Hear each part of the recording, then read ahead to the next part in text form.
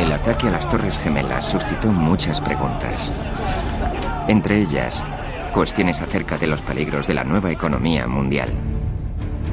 ¿Es el terrorismo la otra cara de la moneda de la globalización?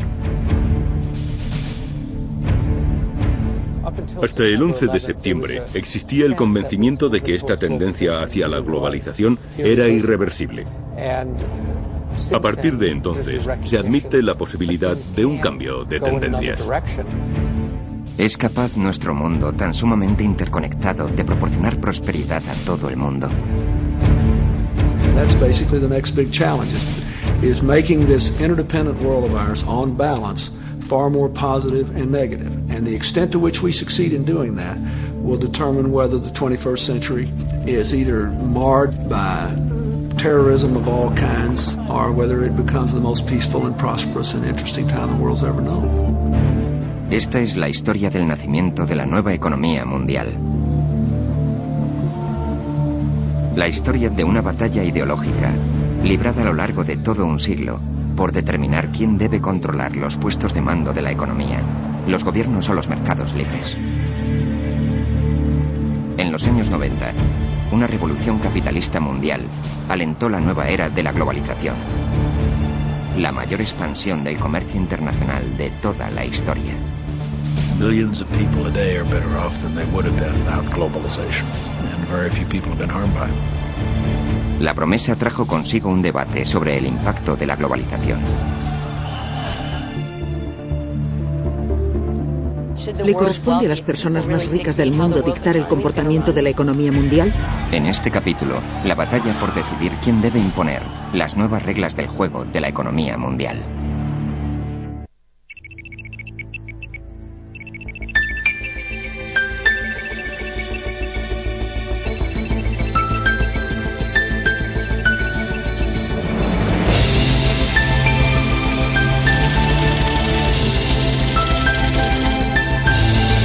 La batalla por la economía mundial.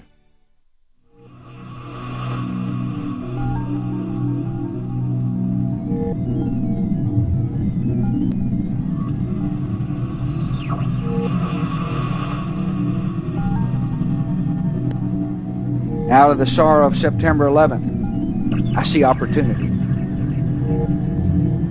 A chance for nations to strengthen and rethink and reinvigorate their relationships. When nations open their markets to the world, they find in America a trading partner, an investor, and a friend.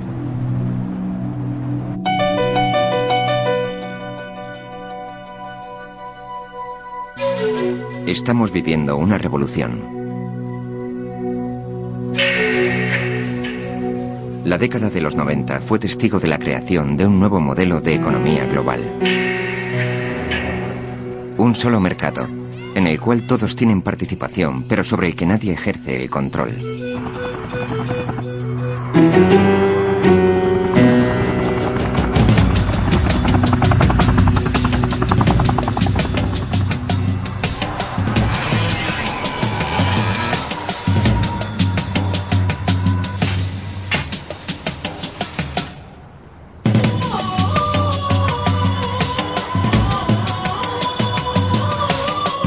La globalización ha comportado una prosperidad inusitada, pero también crisis y riesgos, cuyo alcance por el momento solo empezamos a comprender.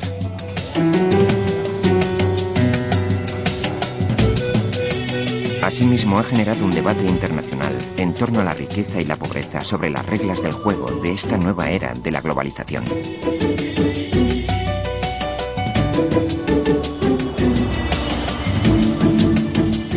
Posiblemente los historiadores dirán que empezó una nueva era a comienzos de los años 90, coincidiendo con el final de la Guerra Fría y la crisis del Golfo.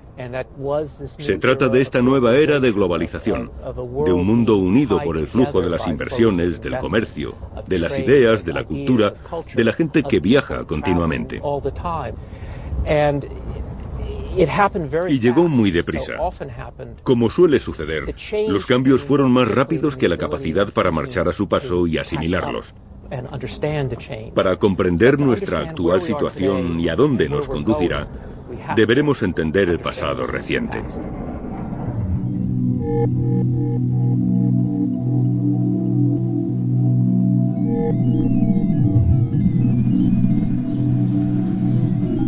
La fe en los mercados libres y abiertos ha conformado la era de la globalización más profundamente que cualquier otra teoría económica.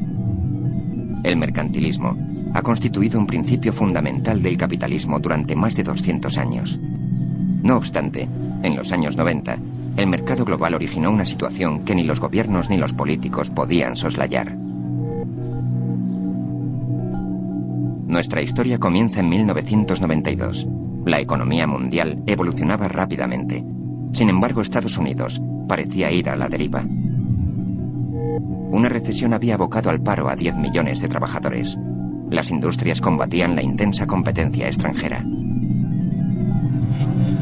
Europa se había unificado comercialmente. Japón era aparentemente invencible. Las empresas japonesas compraban auténticos símbolos para los estadounidenses, como el Rockefeller Center y los estudios de la Universal.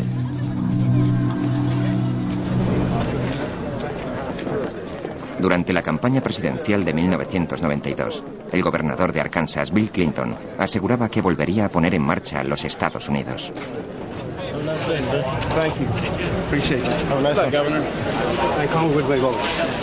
Obtuvo el crucial apoyo de los sindicatos norteamericanos a cambio de la promesa de protegerlos de la competencia internacional. Again, look at what our competitors do. Meet the competition. Look at what the high-wage countries do. Look at what Germany does. Look at what Japan does. That's what you got to do. And you'll stand up against the good old boys to do that, huh? Absolutely. Good luck to you. What's the purpose of having a country if you're going to let it go down the drain? I don't know. Why have we been doing that? You got my vote. Hey, Governor, don't forget the federal employees too, okay? Thank you. Yeah, my vote. Thank you, guys. Sin embargo, en una reunión con los financieros de Wall Street, Clinton discutió un programa muy distinto, un proyecto al que algunos de sus más fervientes seguidores se opusieron categóricamente. Los mercados financieros pretendían controlar el gasto público, cortar el déficit y abrazar el comercio libre. De no aplicarse esta política, consideraban que la economía norteamericana jamás se recuperaría. Durante una cena en un selecto restaurante, Clinton trató de persuadir a algunos de los más expertos ejecutivos de Wall Street de que compartía su visión del mundo.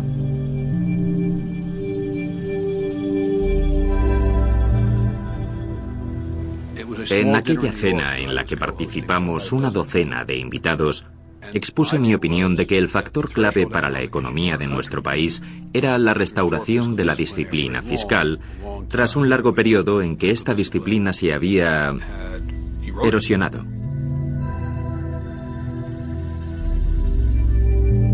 I could see that Reuben and the others that were there in this rather dark place where we had dinner at night were kind of looking and saying, you know, can this guy from Arkansas be president? What could he possibly know enough about the economy to do it? De aquella reunión saqué la impresión de que a Clinton le preocupaba el asunto, al menos a mi modo de ver, más importante. En cuanto al comercio, era evidente que creía en la liberalización, lo que obviamente fue causa de escisión entre los demócratas. Lo fue entonces y aún lo es hoy. El comercio se convirtió en tema de debate durante la campaña presidencial de 1992.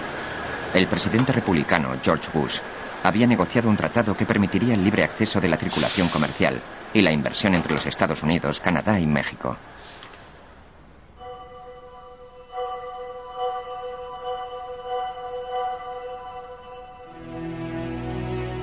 Según sus partidarios, el comercio significa la expresión de un concepto.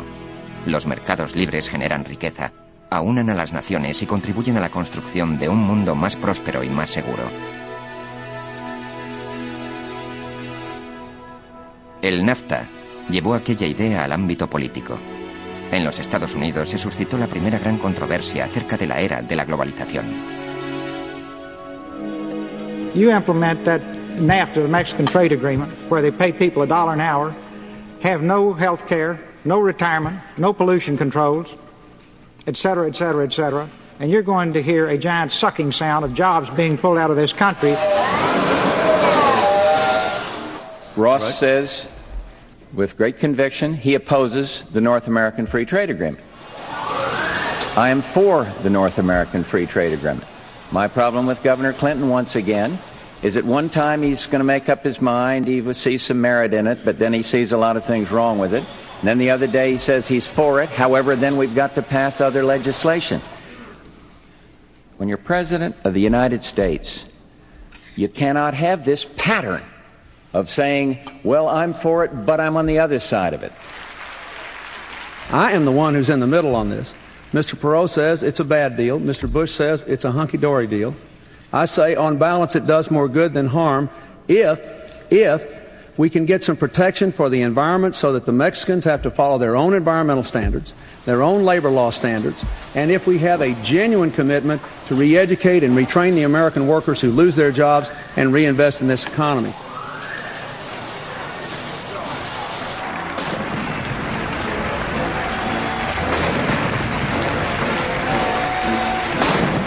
Una vez en la Casa Blanca, la política económica de Bill Clinton se encaminó directamente a la restauración de la confianza de los mercados financieros. El primer periodo de su presidencia estuvo consagrado a la batalla por la reducción del déficit. En cuanto al comercio, el presidente cambió su postura y anunció que apoyaría sin reservas el NAFTA en todos sus términos.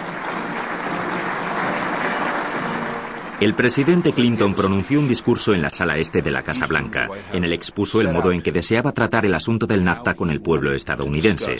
Fue una alocución muy significativa. Habló del NAFTA desde una perspectiva mucho más amplia. Abordó el tema del NAFTA inserto en el contexto de los rápidos cambios que tenían lugar en la economía global. Cambios estos derivados no solo del comercio, sino también del desarrollo tecnológico y de la expansión de la economía de mercado. Is a debate about whether we will embrace these changes and create the jobs of tomorrow, or try to resist these changes, hoping we can preserve the economic structures of yesterday. Nothing we do in this great capital can change the fact that people can move money around in the blink of an eye. I tell you, my fellow Americans, that if we learn anything from the collapse of the Berlin Wall and the fall of the governments in Eastern Europe, even a totally controlled society cannot resist the winds of change that economics and technology and information flow have imposed in this world of ours. Para algunos de sus seguidores, el cambio de opinión de Clinton sobre el NAFTA no era ni más ni menos que una claudicación. El movimiento sindicalista de los Estados Unidos se opuso al NAFTA tal y como se planteaba, puesto que lo consideraba un acuerdo sobre el comercio y las inversiones en el que predominaban las corporaciones, un pacto al servicio de los intereses de las multinacionales a fin de incrementar su flexibilidad, su movilidad y su influencia. Además, el NAFTA no protegía los derechos de los trabajadores a sindicarse y alcanzar convenios colectivos con el fin de hacerse oír en la escena política, de modo que los obreros pudiesen constituir una fuerza compensatoria al poder de las multinacionales. Creo que en el asunto del NAFTA, Clinton vendió a los trabajadores que lo apoyaron y mucha gente no lo ha perdonado por ello. Our adversaries tried to make it look like the whole American establishment's on one side and the little guys are on the other. And they could, stir that fear factor. And it was a tough sell. It was a tough sell. Para mí fue uno de los gestos más valientes de su presidencia. Colaboramos mucho con él. Los republicanos de la Cámara votaron la moción en mucho mayor porcentaje que los demócratas.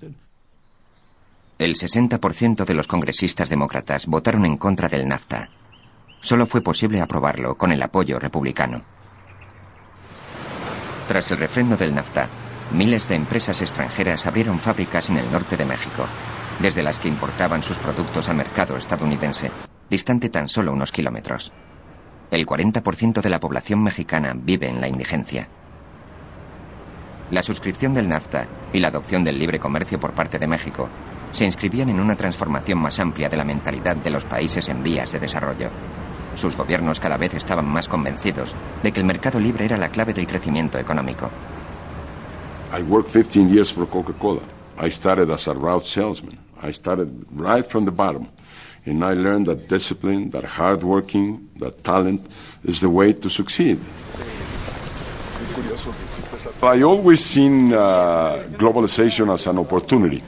Just the trade agreement with the United States has moved our total trading, which was 6 years ago $40 billion, today is $280 billion in just 6 years.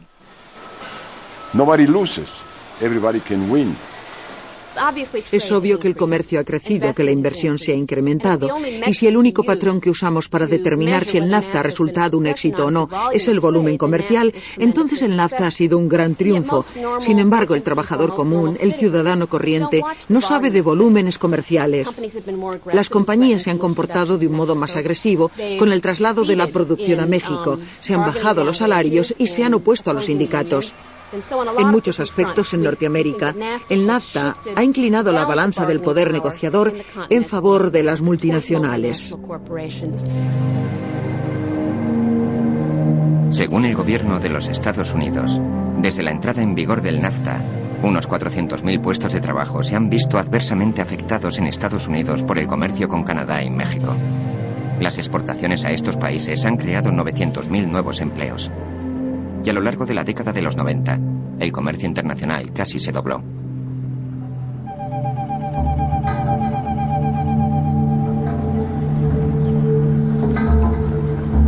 Nuestro concepto habitual de comercio es el tráfico de bienes y productos a través de las fronteras. Lo cierto es que el comercio más importante nos resulta invisible. Se trata del dinero, de la incesante, continuada e internacional circulación de valores, obligaciones y divisas. Durante los años 90, prácticamente todo aquel que dispusiese de ahorros en un fondo de pensiones o de inversiones estaba invirtiendo en el mercado global.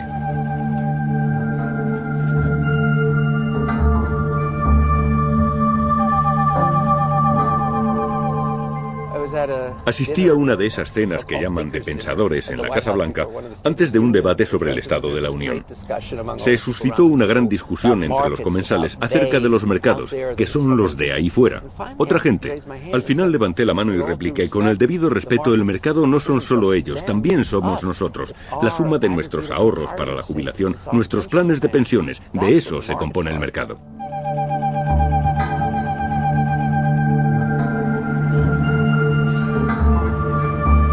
El estado de California gestiona uno de los más nutridos planes de pensiones de los Estados Unidos. El fondo conocido como CalPERS administra los ahorros de más de 1 millón de empleados del estado.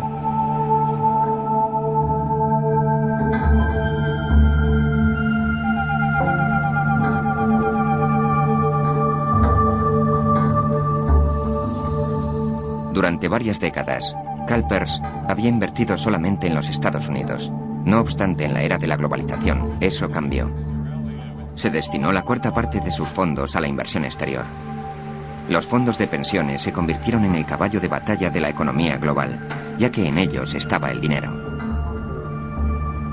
Puesto que, como decimos, el mundo es cada vez más pequeño y la economía global crece, creo que el auténtico motor del cambio en el mundo actual son los inversores en fondos de capital.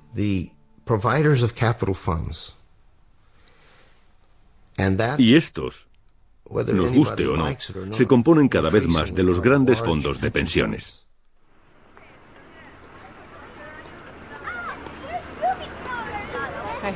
Tengo algunos fondos de inversión en el extranjero y parece ser que actualmente van muy bien. Creo que CalPERS tiene la responsabilidad fiduciaria de buscar los mercados más rentables para invertir y así cumplir con su obligación de proporcionar beneficios a sus accionistas. No podemos invertirlo todo en los Estados Unidos. Aunque inviertas en los Estados Unidos, el dinero no se queda aquí, puesto que muchas compañías son internacionales. Todo está globalizado, interconectado. Al finalizar la Guerra Fría, muchos países abrieron sus mercados a la inversión extranjera por vez primera. Organismos de gestión de fondos como CalPERS descubrieron nuevas posibilidades. Contrataron gerentes de cartera para dar una batida en los países tercermundistas, ahora rebautizados como mercados emergentes. Okay, very good. Yeah. Let me talk to Dennis, huh? Yeah, but they got an election coming up.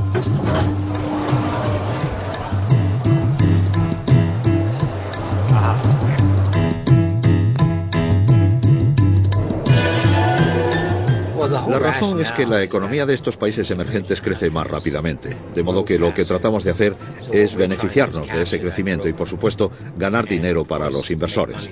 Desde luego, el riesgo es muy alto, puesto que quien algo quiere, algo le cuesta. Así que existe un equilibrio y, por supuesto, nuestro trabajo consiste en minimizar los riesgos y maximizar los rendimientos. No siempre resulta así, pero ese es nuestro objetivo.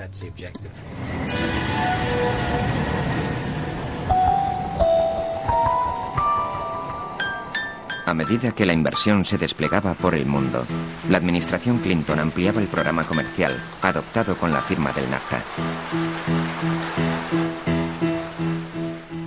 Estados Unidos animó a los países en vías de desarrollo a continuar abriendo sus economías al mercado global.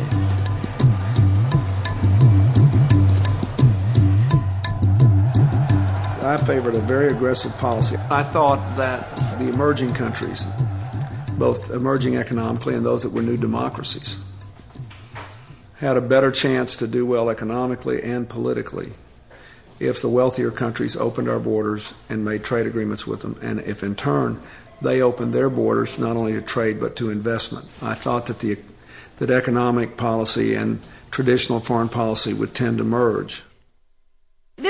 Y así ocurrió. Si nos remontamos a su primer periodo, la política internacional de la Administración en asuntos económicos consistió en derribar las barreras para las empresas norteamericanas. Busquemos un compromiso con nuestros socios comerciales. Engatusémoslos, convenzámoslos para que abran sus fronteras. Muchos países en vías de desarrollo eran excolonias de Occidente. Aunque ahora deseaban la inversión extranjera a largo plazo, según algunos, la rápida circulación de capitales constituía una amenaza para su independencia. Once communism was defeated, then capitalism can expand and show its true self. It's no longer constrained by the need to be nice, so that people will choose the so-called free market system as against the centrally planned system. So because of that, now there is nothing to restrain capital, and capital is demanding that it should be able to go anywhere and do whatever it likes. Algunos lo llamaron el triunfo del capitalismo. Durante los años 90, más países que nunca adoptaron la economía de mercado. Siendo profesor de económicas, Bill Christ había impartido un curso en el que comparaba las teorías marxista y capitalista. Ya como presidente de CalPERS, el Fondo de Pensiones Estatal de California, Christ llegó al convencimiento de que solo los mercados libres son capaces de garantizar la estabilidad mundial. Se trata de una especie de revolución. Y creo que será una de las revoluciones más impactantes de todos los tiempos. En mi opinión, se tenderá a dar vía libre a todo el mundo para participar en la economía.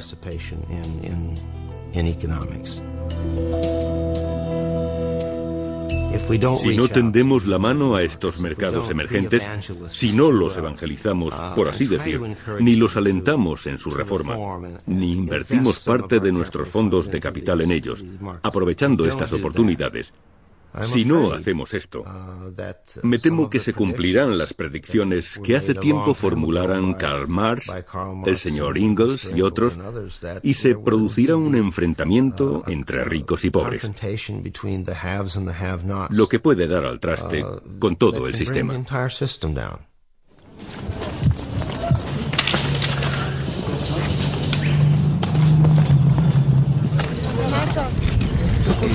El mismo día en que el NAFTA entró en vigor, los rebeldes zapatistas se alzaron en el sur de México. Poco después, el candidato presidencial favorito fue asesinado. Por temor a la inestabilidad, la inversión extranjera empezó a retirarse. La economía mundial estaba a punto de enfrentarse a un nuevo tipo de recesión.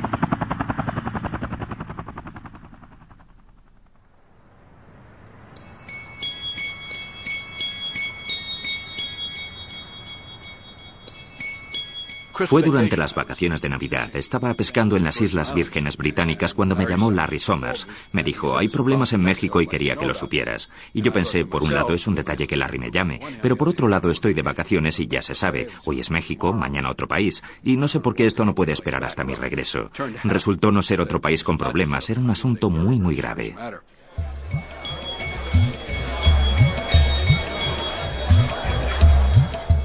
Estaba en un restaurante y me dijeron que me llamaba el ministro de Hacienda. Me puse al teléfono y me dijo, Greenspan y yo tenemos un problema y creemos que si no actuamos contundentemente, el peso mexicano implosionará. Y si eso sucede, el gobierno mexicano se tornará inestable. Y pensamos que podrían llegar a los Estados Unidos entre 5 y 9 millones de inmigrantes en busca de trabajo. Lo comprendió enseguida y recuerdo que me dijo, esta es la primera crisis financiera del siglo XXI. Le dije, esta es la primera vez que se produce una auténtica crisis financiera a escala mundial, lo que acabará convirtiéndose en algo muy normal. De modo que instintivamente le dije, te apoyaré.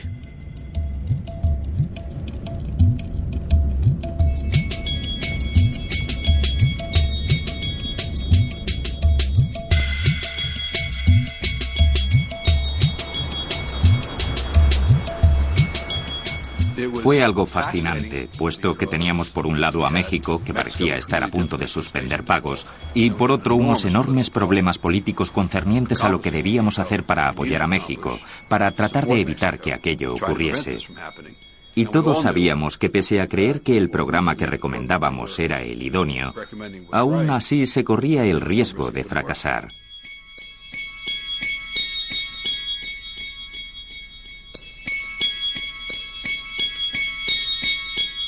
Vas a ver al presidente y le dices que hay una gran crisis en ciernes y que le puedes recomendar una medida para solucionarla. No podemos garantizar su éxito. Resulta muy arriesgada y sabemos que será enormemente impopular. Sin embargo, pensamos que debería tomarla de todos modos. Somewhere between 5 and 10 minutes, I'll listen to all this. I said, well, this is a no-brainer. We got to do this. If we don't do this, Mexico will certainly fail.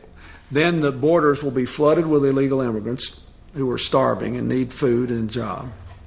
We'll have an enemy on our southern border, people that will remember when they were down and they were in need, we were not a good neighbor, and we will pay hugely for that. All over the developing world, people who look at us and think that we are smug and rich and unresponsive and don't care about anybody else will have all that confirmed. If we help, at least people will know we tried in a good cause, and it will resonate throughout the developing world. La operación de rescate surtió efecto. México pronto reintegró el préstamo. A decir de algunos, la intervención sentó un peligroso precedente. Se había protegido a unos grandes inversionistas de los riesgos que habían asumido voluntariamente. Recuérdese que la gente a la que sacamos de apuros eran extranjeros que habían invertido en obligaciones mexicanas. De modo que, en cierto sentido, estábamos auxiliando a nuestros propios ciudadanos. Sin embargo, los bancos y otros grandes inversores captaron el mensaje de que la Hacienda estadounidense, por aquel entonces, estaba adoptando una política proteccionista. Quienes se arriesgan deberían asumir esas contingencias.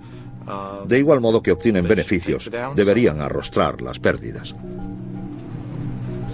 Para cuando la recesión mexicana se resolvió, la tecnología ya había transformado los mercados financieros. El dinero podía literalmente cruzar fronteras en cuestión de segundos.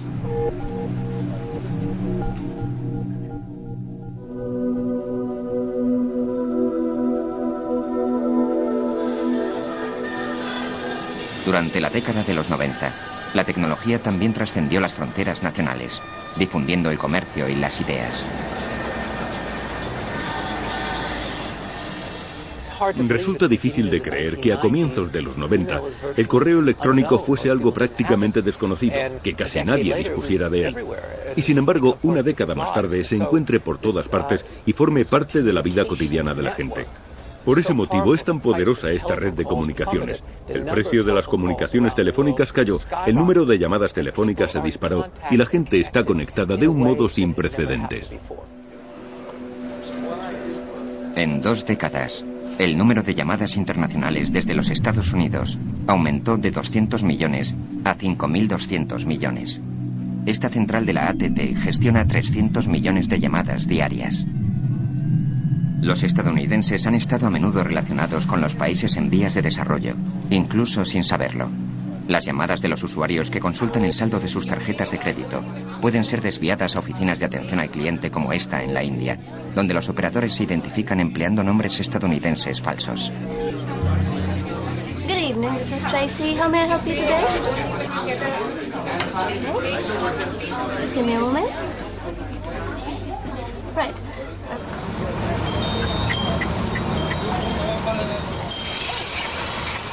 En las remotas aldeas de la India, los granjeros llevan sus cosechas al mercado, tal y como han hecho durante generaciones.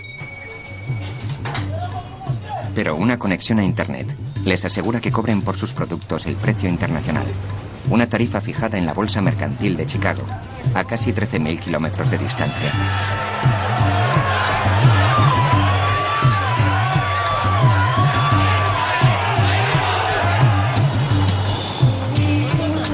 Este mundo sin fronteras dio origen a una nueva clase empresarial. Ahora los industriales pueden actuar como multinacionales y considerar el mundo un mercado único. Narayana Murthy comprendió esta revolución antes que la mayoría. Todos creíamos en la planificación central, creíamos en el socialismo, porque pertenecíamos a otra generación. Pero después me di cuenta de que si quieres erradicar la pobreza, no debes hacerlo redistribuyendo la riqueza preexistente, sino creando más riqueza. Con solo $250, Murthy contribuyó a fundar una compañía de software informático. Su sede central de Bangalore se convirtió en la segunda mayor empresa de software del mundo, tan solo por detrás de Microsoft. El 30% de los ingenieros de software proceden de la India.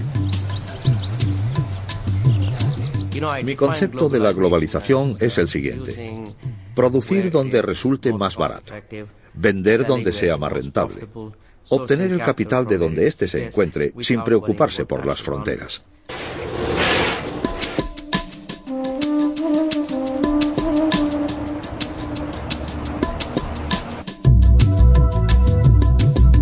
También las personas empezaron a cobrar mayor movilidad. Estados Unidos suavizó sus leyes de inmigración, lo que atrajo una gran afluencia de trabajadores cualificados procedentes de los países en vías de desarrollo. En Silicon Valley es donde ocurren las cosas. Por eso viene tanta gente.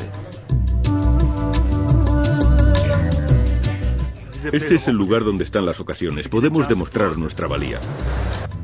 Tenemos la oportunidad de mostrar nuestras habilidades.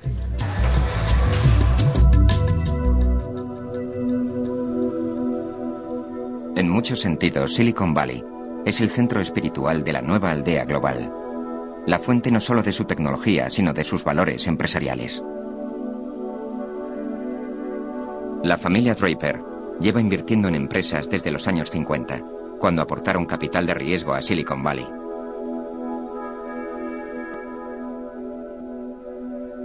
A comienzos de la década de los 90, Tim, el hijo de Bill Draper, fundó Hotmail. Su inmediato éxito a escala mundial lo convenció de que el mundo estaba experimentando un cambio radical. Sabíamos que Internet iba a modificar el funcionamiento del mundo. Podías comerciar, podías comunicarte, podías hacer todas estas cosas en la red. Los gobiernos de la India, África, Pakistán, China estaban aislados, no participaban en la economía internacional. Ahora ya podían hacerlo. Sí, puesto que ya podían comunicarse con el resto del mundo a través de Internet. Era una gran ocasión. Nos dimos cuenta y nos embarcamos en ello. Creo que las empresas pueden surgir en cualquier sitio. Lo único que hace falta es alguien con una idea para hacer algo mejor. Casi la cuarta parte de la población mundial estaba accediendo al mercado internacional por vez primera.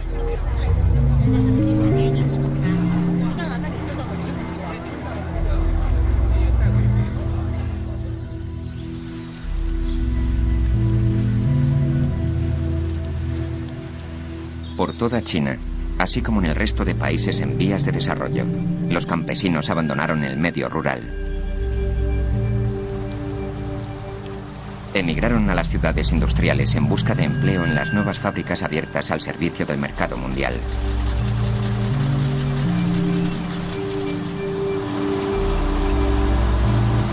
La era de la globalización fue testigo de la mayor oleada migratoria de la historia.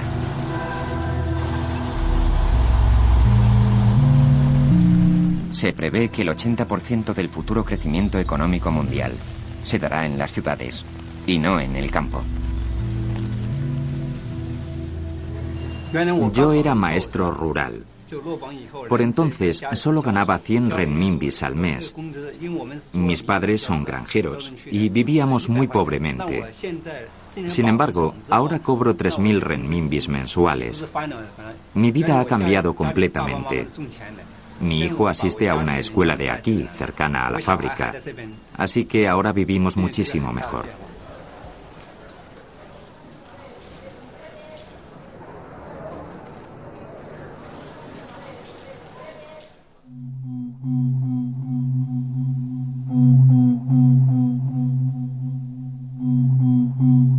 Los dirigentes chinos confiaban en poder imitar a los tigres económicos del sudeste asiático, naciones antaño empobrecidas y ahora transformadas por el mercado y la inversión. Cuando llegaron los británicos en 1819, solo encontraron una aldea de pescadores de unos 120 habitantes. Al derrumbarse el imperio, todo el mundo quiso iniciar su propia actividad comercial. Podríamos habernos quedado desfasados rápidamente, de modo que tuvimos que llegar a ser relevantes para el mundo. Y los países que se convierten en relevantes mejoran su posición económica. Los que se desentienden sufren. Desde los años 70, los países del sudeste asiático se habían convertido en exportadores de talla mundial. Comerciaban con todo, desde coches hasta ordenadores, por todo el mundo. Se denominó el milagro económico asiático, puesto que jamás en toda la historia universal se había visto semejante crecimiento económico. Tanta gente saliendo de la indigencia, un surgimiento tan rápido de una clase media. A mediados de los 90, muchas economías asiáticas tenían la increíble tasa de crecimiento anual del 10% o más.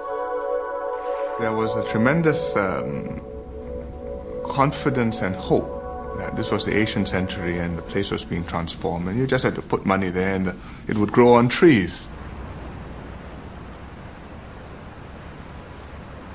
Recuerdo que el presidente ejecutivo de una gran compañía me dijo en 1995 más o menos, si no intervenimos en Asia, mañana será demasiado tarde.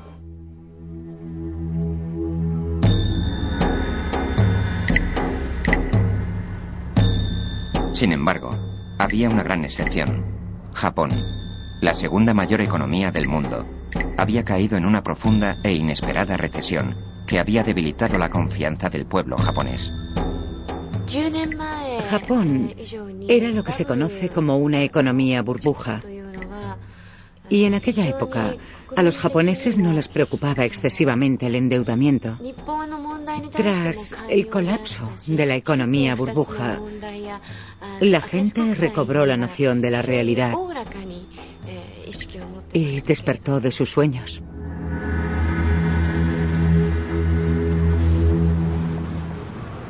Hubo un tiempo en que la economía japonesa parecía imparable, pero tardó en adaptarse a los vertiginosos cambios de un mundo interconectado y en veloz movimiento. La economía japonesa es en cierto modo provinciana y cerrada. De eso no hay duda. Es una sociedad muy cerrada. Si camina por las ciudades japonesas, no verá muchos extranjeros. Japón, el gran exportador, era proteccionista con sus industrias. En el fondo de sus problemas económicos subyacía una contradicción.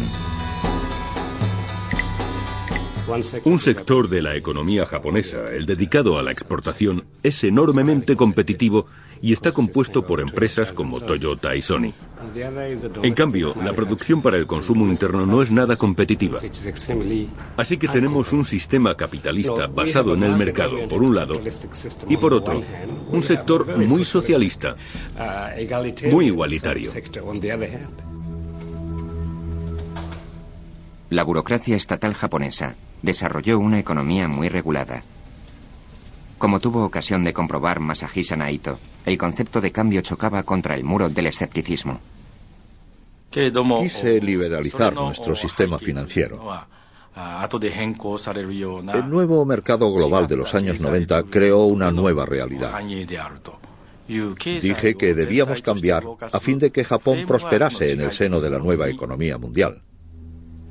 Mis colegas del gobierno me criticaron. Opinaban que, por el bien de Japón, mis ideas debían desecharse. Naito fue cesado sin previo aviso.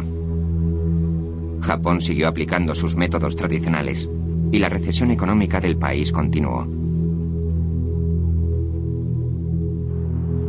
Por vez primera, una de las naciones del milagro económico asiático experimentaba dificultades.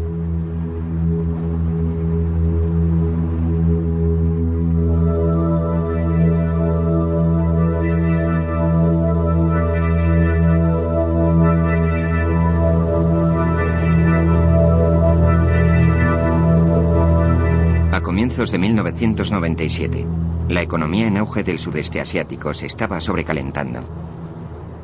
Durante los años 90, Tailandia había liberalizado sus mercados de capital. Por primera vez, las empresas nacionales podían obtener préstamos de los bancos extranjeros, que ofrecían menores tipos de interés. People would come and knock on your door and plead with you to borrow money, be they, European banks or Japanese banks. They came and begged us to borrow from them. En cuestión de solo 4 años, los créditos concedidos a las empresas tailandesas superaban los 200.000 millones de dólares. Los gobiernos de los Estados Unidos y de Europa fomentaron la afluencia de capital.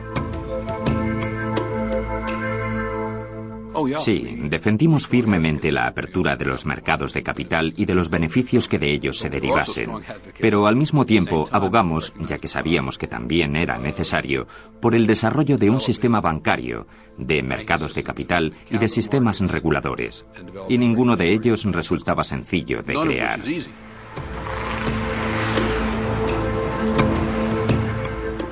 Existía un defecto subyacente en el sistema al que la gente no concedía demasiada importancia: la debilidad institucional, lo que significaba que los sistemas bancarios no estaban debidamente desarrollados y los mecanismos de seguridad eran imperfectos. No habían evolucionado de modo acorde con el crecimiento económico y la integración en la economía mundial de estas naciones.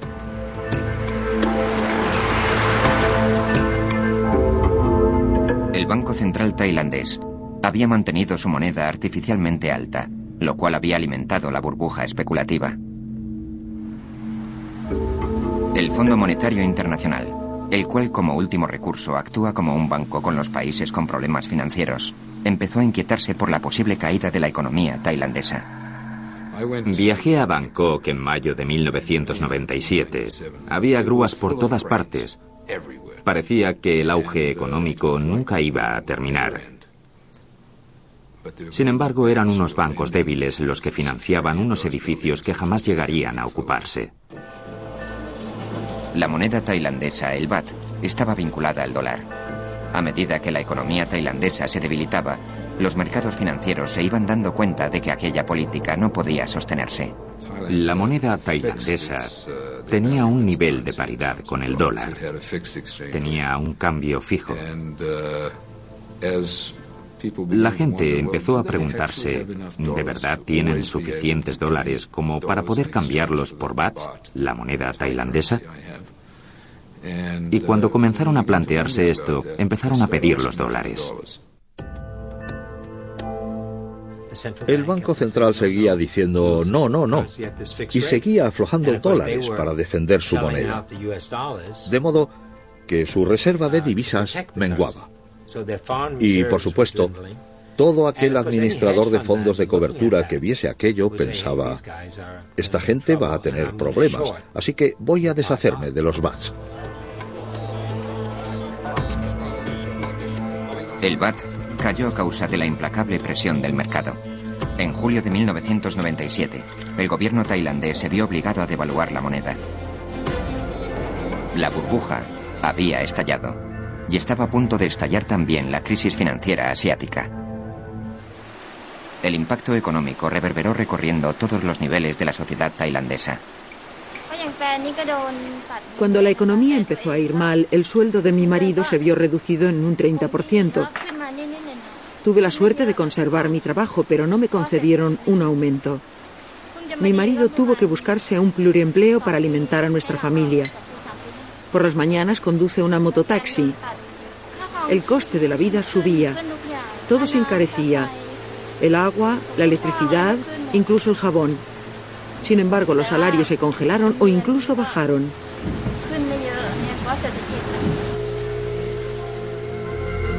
Con su economía prácticamente en caída libre, el Fondo Monetario Internacional concedió a Tailandia un crédito de emergencia.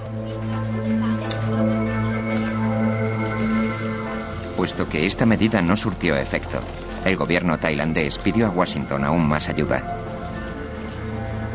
Nadie había imaginado que una economía tan poco importante como la tailandesa pudiese ocasionar una crisis mundial. La economía tailandesa es insignificante. No tenía muchos contactos exteriores y tampoco está en tu zona de influencia. Así que, en cualquier caso, Estados Unidos decidió no intervenir en Tailandia, pensando que la crisis no se iba a extender, que era imposible. No fue solo la administración. Nadie se dio cuenta de que tenía efectos contagiosos. I think they misjudge the situation. And probably because it was seen too much as a financial issue rather than an overall strategic issue. Los mercados mundiales temieron que otros países asiáticos disimulasen fallos similares. Se reprodujo el clásico pánico bancario y empezaron a retirarse las inversiones de todo el sudeste asiático. Esto se llamó contagio.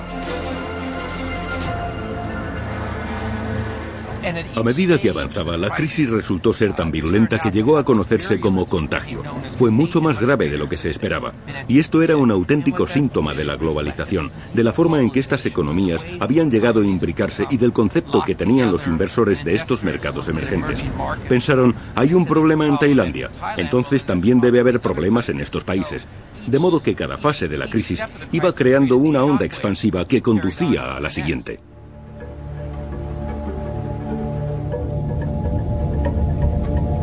Tailandia contagió a sus vecinos. La economía de Malasia parecía estable hasta el momento.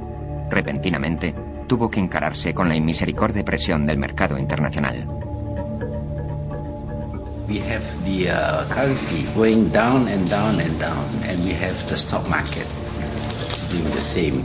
And we felt totally helpless. We feel that there is no way we can recover. So, I mean, the feeling is really very bad, very frightening.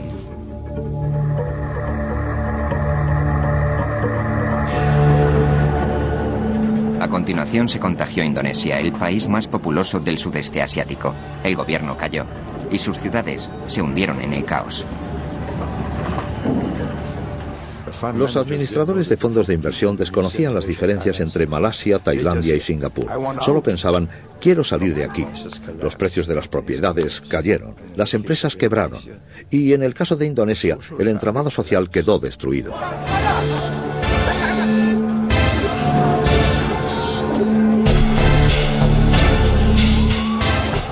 se han quemado iglesias, se han atacado mezquitas y la gente se ha matado mutuamente. Y todo esto son las secuelas de una crisis económica. Se trataba de un nuevo tipo de crisis financiera, distinto de todos los conocidos por el Fondo Monetario Internacional. El FMI procuró enormes créditos a Indonesia y a otras naciones asiáticas, a condición de que recortaran el gasto público, subiesen los tipos de interés y erradicasen la corrupción. Eres médico y vas a tratar a un paciente muy enfermo, pero la opinión pública culpa al médico por la enfermedad del paciente. Y, sin embargo, este estaba enfermo antes de que llegara el médico.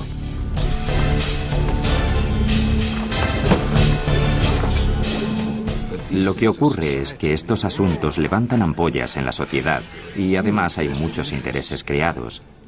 Estas crisis no existirían si los intereses creados no fueran tan importantes. Por eso opino que es necesario tomar medidas políticas para acabar con una crisis tan descomunal como esta. Según algunos líderes muy afianzados en la región, las condiciones del FMI desprendían olor neocolonialista. Presently, we see a well-planned effort to undermine the economies of all the ASEAN countries by destabilizing their currencies.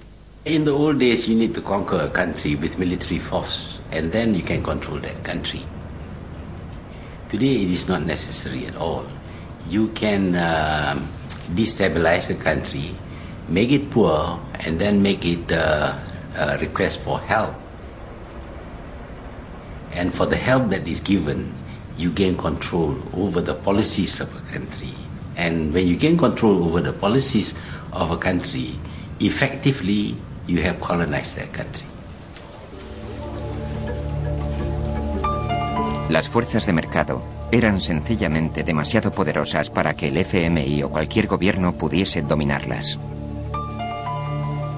A finales de 1997, la plaga llegó a Corea del Sur, una de las economías más florecientes del mundo.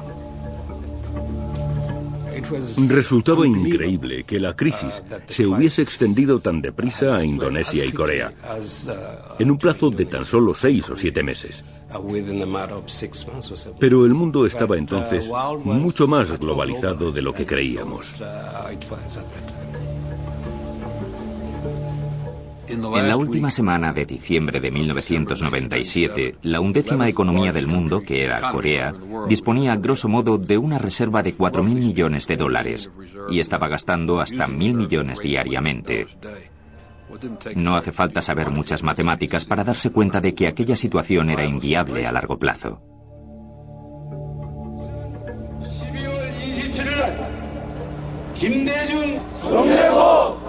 Corea había estado engañando al mundo al afirmar que tenía suficientes reservas para encararse a la crisis.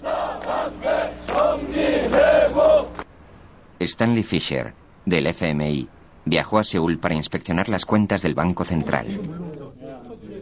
Visité Corea un par de días antes de que recurriesen al FMI solicitando ayuda. Cundía el pánico cuando fui al Banco Central para que me mostrasen cuánto dinero tenían en reserva. Prácticamente no quedaba nada. Corea estaba a punto de suspender el pago de sus créditos a los bancos japoneses y occidentales. Presionados por sus gobiernos, los bancos accedieron a compartir en cierta medida las pérdidas y refinanciaron sus préstamos. A resultas de ello, Corea recibió el rescate más cuantioso de la historia.